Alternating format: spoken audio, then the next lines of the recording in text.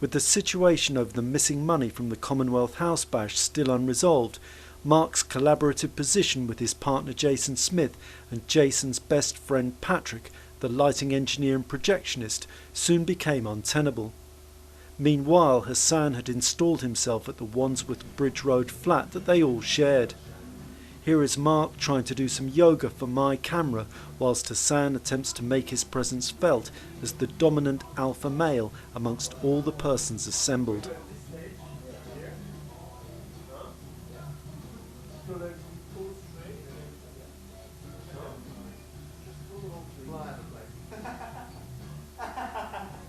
Can we see some more yoga, Mark? Sounds like I've got myself pretty stoned on what was allegedly Hassan's hash.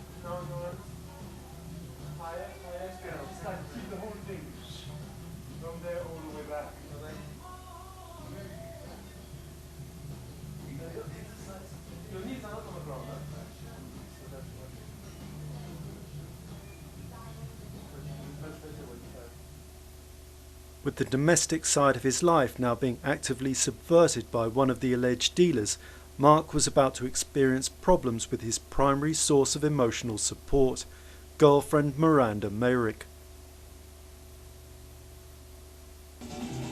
Here we are again at one of those elitist private parties, regularly hosted by our clique of raving rich kids.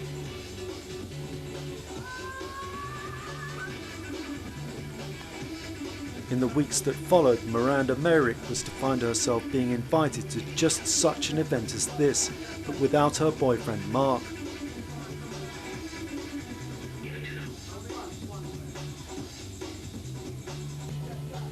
The result was to be a disaster for their relationship, after she was allegedly spiked with acid by a female associate of some of the people that you now see here. So was it a conspiracy among the dealers to drive the man that originally got it all going off the scene that he had created? Here's just some of what was going on at the time.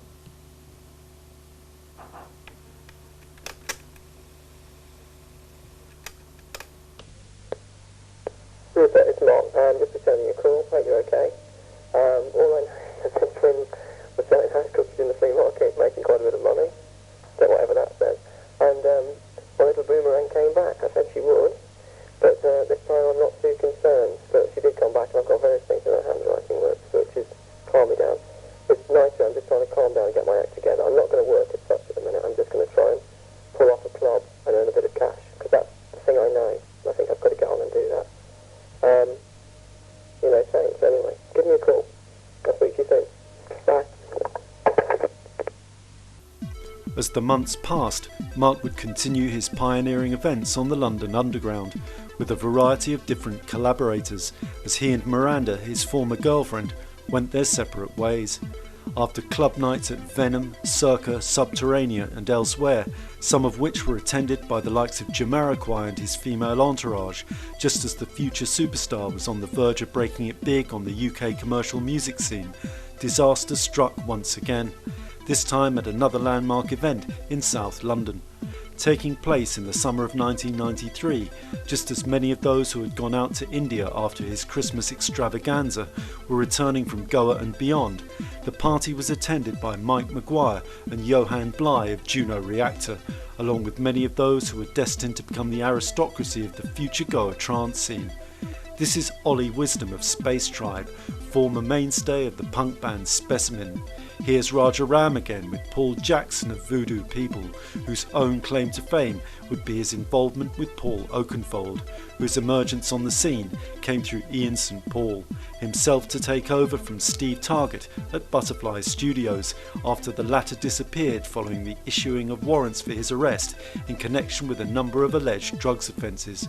Here's Hassan holding court upstairs in the Chai Space and Chill Out area, and here he is again, passing the hash at one of the last events that Mark would showcase in the opening months of 1994. With the alleged dealer hierarchy chipping away at Mark's credibility in the background, the sudden disappearance of another bundle of cash was to be a seemingly insurmountable setback, most probably intended to put him out of business altogether. just around the corner from where he himself was by this time actually living. Things were being planned and wheels moving within wheels as the interconnected web of music industry bigwigs, including Jazz Summers, Youth and a number of other key players directly linked to the dealer hierarchy as well, were planning to reset the agenda on the spiritual and ideological focus of the still emerging Goa trance scene. After alleged conferences at Raja Ram's place not far from the Portobello Road, nearby Canalot Studios, where Fraser Clark, the DMT guru of North London, was busy teaming up with Bugsy and JJ of Dream Records, and Youth's Butterfly Studios in London's Brixton Road, the stage was being set for the commercialization of the movement on completely different lines to what it had originally represented. Meanwhile, not so very far away, I had found something extremely unsavoury in nearby Ladbroke Grove, just up from the flyover where the flotsam and jetsam of the local West London drug scene were accustomed to ply their trade, in a characteristic manifestation of the worst kind of predatory capitalism that has become so commonplace since the rise of the socially divisive monetarism first advocated by the Iron Lady, a group of small-time dealers pictured here from above at one of Mark's latest round of parties and directly linked to some of Rachel Kinnock's intimate circle of friends, had become involved in the sale and distribution of LSD among local school children. This is Kate O'Reilly, who used to hang out at Shum with Rachel when it was still at SW1, and here is DJ Andre, whose dancing partner dealer Ben Carson was Rachel's best friend's boyfriend. According to one of my journalistic sources, the situation had resulted in a teenager then in attendance at the Kensington Education Scheme for children with learning difficulties, ending up being taken into custody by the Metropolitan Police Child Protection Unit after he was found on the street in the wake of members of the group attempting to set him up as a playground drug dealer. When I raised the issue directly with those concerned, they told me to contact the police if I didn't like what was going on, something I promptly did, courtesy of my local solicitor. Hello, this is Sally McBagan from Philip Moody & Co. I've been contacted by D.S. Christensen. He's got a telephone number and he is interested in talking to you. Do you want to give me a ring at the office and I'll give you further information? Thanks, bye. Up in the West End, things were gradually starting to focus around an all-new dance and music scene, combining the outdated hippie meanderings of Timothy Leary and Terence McKenna with all the latest fads and fashions of Kensington Market and the King's Road. At the centre of this all-new consumer-oriented hippie hangout, which operated under the name of Mega Tripolis, was the personality cult of Fraser Clark, who appears to have been co-opted by the dealer hierarchy to replace Mark as the voice of the emerging movement that had originated with him just over a year before on the King's Road.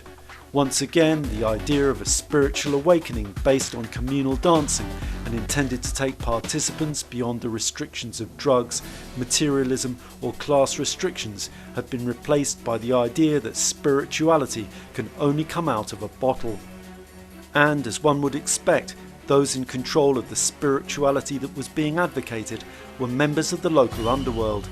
This pale imitation of the milk bars of Stanley Kubrick's Clockwork Orange, with fluorescent togs and a few beads and badges thrown in for good measure, was alleged to have links to Rothschild finance and the international globalised banking world of R. Gordon Wasson, the man ultimately responsible for the movement that Leary had supposedly founded. In the meantime, south of the river, other political forces were at work which seemed to tie in with what I myself had been uncovering on the streets of Ladbroke Grove.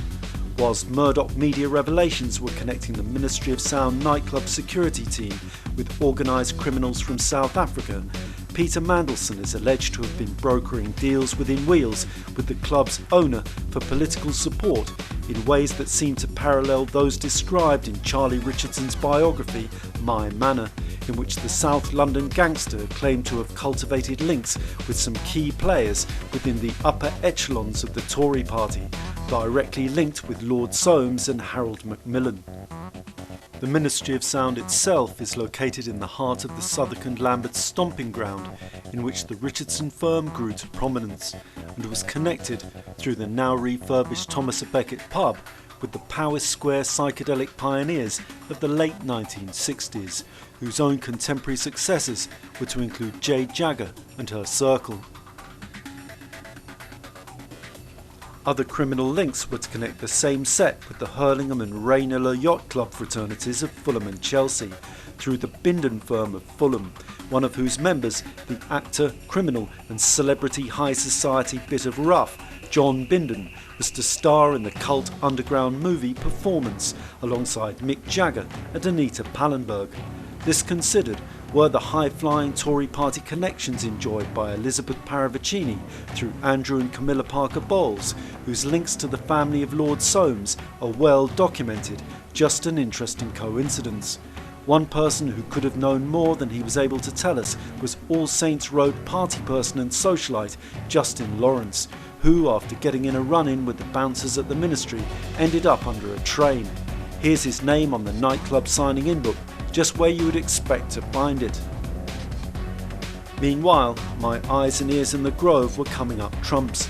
In the weeks and months that followed, hard evidence was handed over which seemed to connect another generation of Ladbroke Grove-based dealers and partygoers, not only with Goa and Morocco, but with the original wave of 60s psychedelia that was to turn on the likes of John Lennon and Yoko Ono. Needless to say, the trail led straight to the Ormsby Gauze and the family of Harold Macmillan.